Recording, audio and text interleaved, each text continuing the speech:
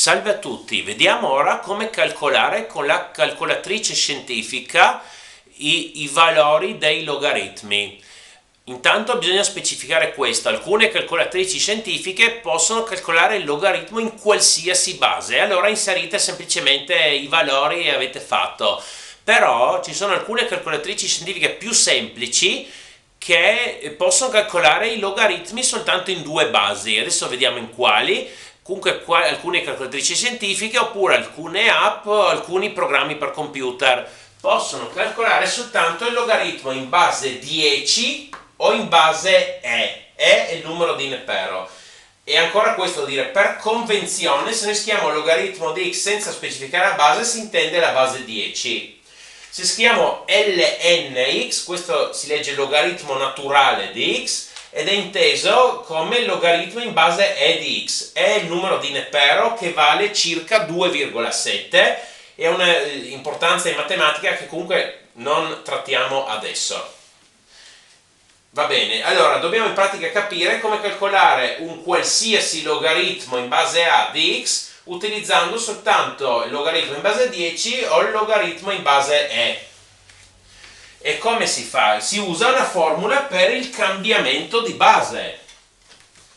E allora anche adesso vediamo come ricordarcela facilmente. Allora ci interessa in generale il logaritmo in base a di x e avremo qua una frazione. Sopra metteremo il logaritmo di x e sotto metteremo il logaritmo di a, la base che avevamo prima. E qui dite, ma quale base? La base che vogliamo, una base qualsiasi b. L'importante è che sia la stessa sopra e sotto, ovviamente. Però qua possiamo mettere proprio la base che vogliamo. E questo ci permette di calcolare. Adesso vediamo un esempio. Allora, logaritmo in base 16 di 8.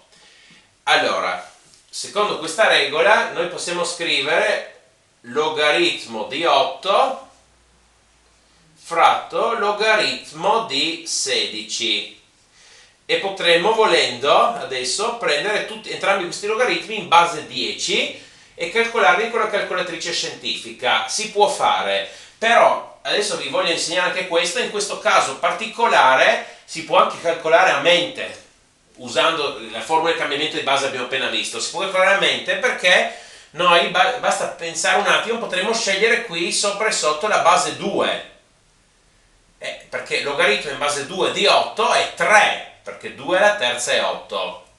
Qui logaritmo in base 2 di 16 è 4, perché 2 è la quarta fa 16. Quindi abbiamo trovato direttamente. Questa è un'altra tecnica per calcolare a mente senza la calcolatrice. Adesso vediamo un altro esempio dove invece abbiamo per forza bisogno della calcolatrice scientifica. Logaritmo in base 2 di 5. Allora, lo scriviamo in entrambi i modi, sia con logaritmo in base 10, allora logaritmo di 5 fratto logaritmo di 2. E lo scriviamo anche nell'altro modo, con logaritmo naturale di 5 fratto logaritmo naturale di 2. E adesso io ho già fatto i calcoli prima, comunque poi voi potete provare con la calcolatrice scientifica, mettere logaritmo di 5, logaritmo di 2, qua adesso ve lo arrotondo a 3 decimali, 0,699 fratto 0,301, potete provare. Qua invece con i logaritmi naturali abbiamo 1,609 fratto 0,693, e qui facendo questa divisione sempre con la calcolatrice otteniamo 2,322 e anche qui dobbiamo ottenere lo stesso valore, 2,322. Infatti si può calcolare così o così, in teoria anche con un'altra base, però va bene, sulla calcolatrice diciamo che usiamo queste qua. E e quindi potete calcolarlo facilmente in questo modo. E sì, c'è ancora una cosa da vedere, una conseguenza della formula del cambiamento di base, perché è interessante. Ho detto che qui posso scegliere una base qualsiasi, allora possiamo scegliere come base x, logaritmo in base x di x fratto logaritmo in base x di a, però notiamo che qui al numeratore abbiamo 1 perché x è un valore di un esponente, x alla prima è x, qui abbiamo 1 e qua logaritmo in base x di a. E allora per che cosa ci serve questo? Notiamo qui all'inizio e qui alla fine, qui abbiamo il logaritmo in base a di x, qua abbiamo il logaritmo in base x di a, abbiamo invertito l'argomento e la base, però qui abbiamo 1 fratto, cioè sono l'uno inverso dell'altro. Se noi scambiamo la base e l'argomento abbiamo due valori che sono uno l'inverso dell'altro.